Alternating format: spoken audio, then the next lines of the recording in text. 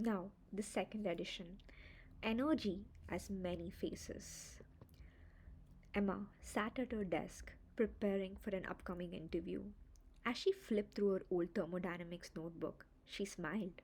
So many concepts she once memorized, but barely understood back then.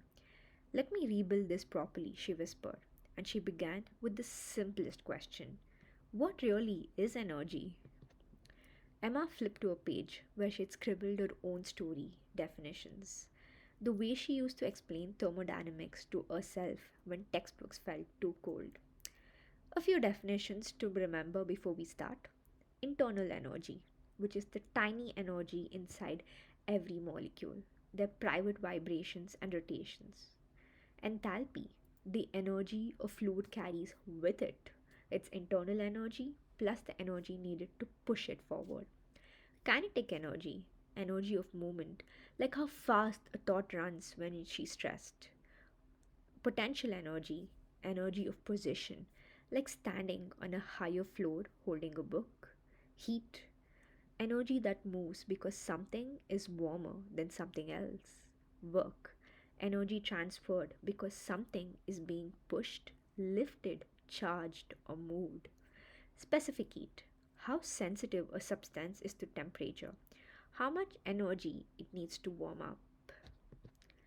Total energy. Emma opened a fresh page and rewrote all these fundamentals.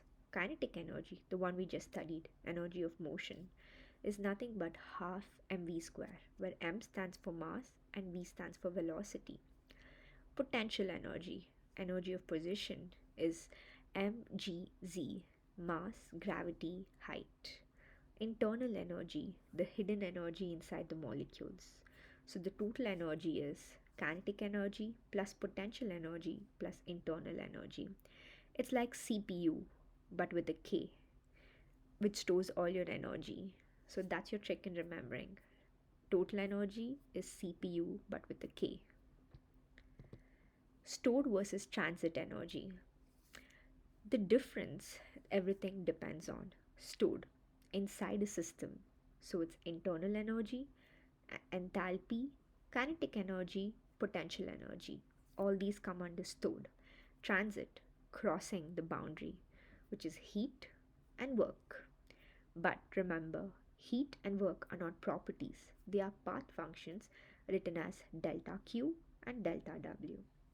Why? Because they depend on how a process occurs, not the initial and the final states. So remember this trick: stored stays, transit travels. Enthalpy.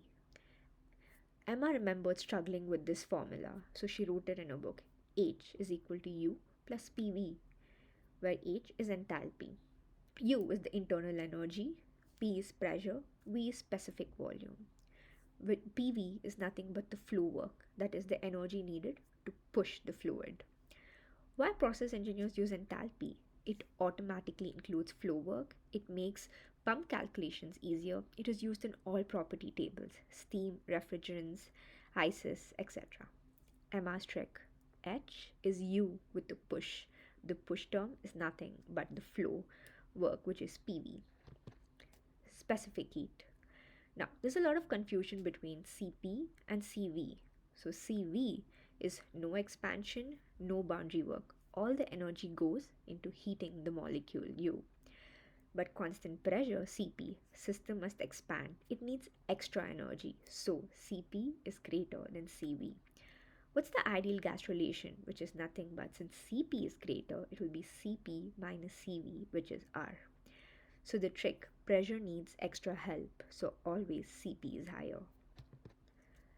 Now, a few tricks to remember everything. K is kinetic, P is potential, U is internal, enthalpy is internal plus the energy needed to push the fluid. Q and W cross the boundary. Stored is UHKEPE, transit is QW. CP versus CV, CP needs more. H for flow systems, U for closed systems. One line takeaways: if it flows, think H. If it stays, think U. If it moves, think KE or PE. If it crosses, think Q or W. Thank you.